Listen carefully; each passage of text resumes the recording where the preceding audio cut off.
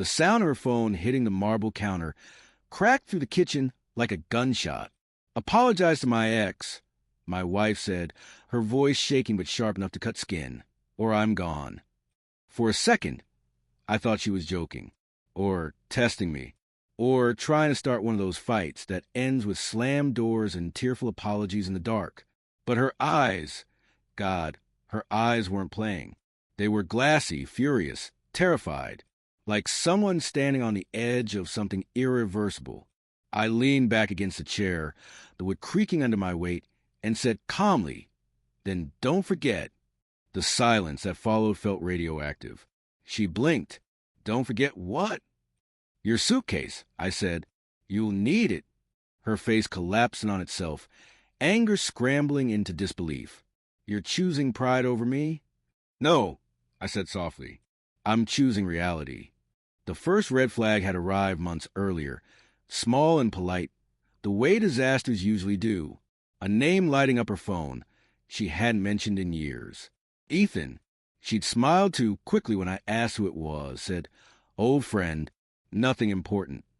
I believed her because belief was easier than suspicion, because we had a mortgage and shared calendars and Sunday rituals, because love teaches you to ignore the smoke until a house is already burning.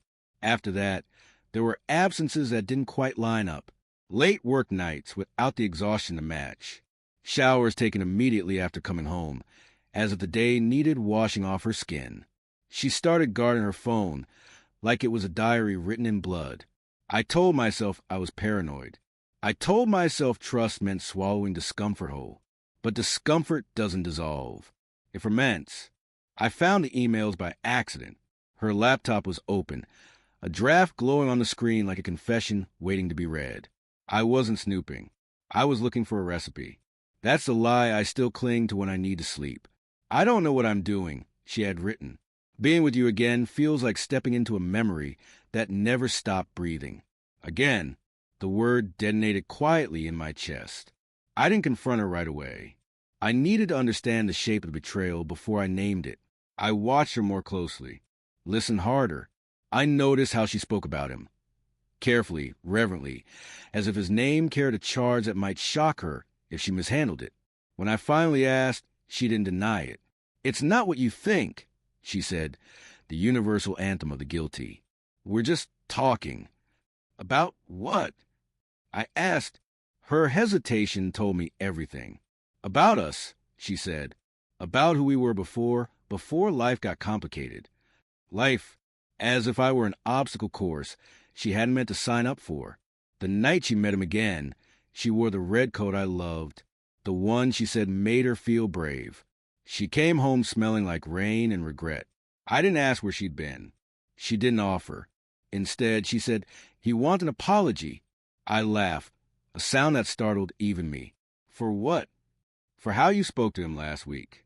For embarrassing him." The memory snapped into place. Ethan at our dinner table, his hand lingering too long on hers, his casual condescension, the way he spoke like I was a temporary tenant in a life he'd already furnished. I'd told him to respect our marriage or leave.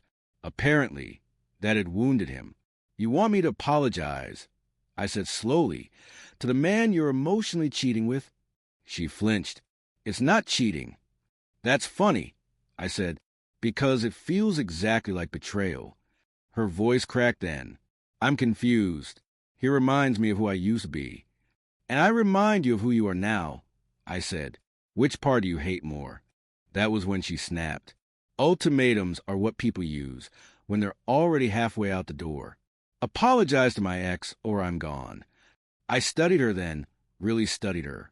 The woman I married was still in there somewhere, buried under nostalgia and fear and unresolved love. But the woman standing in front of me had already made a choice. She just wanted me to carry the weight of it.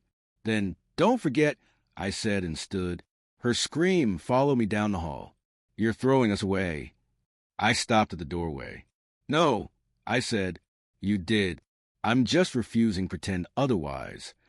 The twist came 2 days later, delivered by a knock on the door and a manila envelope. Inside were printed messages, photos, dates, hotel receipts. Ethan's wife had found out too. I thought you deserved to know. She'd written in a trembling hand, before they rewrote history and blamed us. I sat on the floor and let the truth wash over me, cold and merciless. It wasn't just emotional. It had never been. When my wife came back that night, suitcase in hand, eyes red and hopeful, I handed her the envelope. She didn't cry. She didn't argue. She just whispered, "I didn't think it would go this far." I nodded. That's what everyone says when the damage is already done. As she walked out, the house felt hollow, but clean, like a wound finally exposed to air. Betrayal doesn't always arrive with a scream. Sometimes it comes softly, asking for an apology you don't owe, daring you to betray yourself just to keep someone who already left. I watched the door close and realized the most shocking thing wasn't that she'd chosen him. It was that, for the first time in months, I could finally breathe.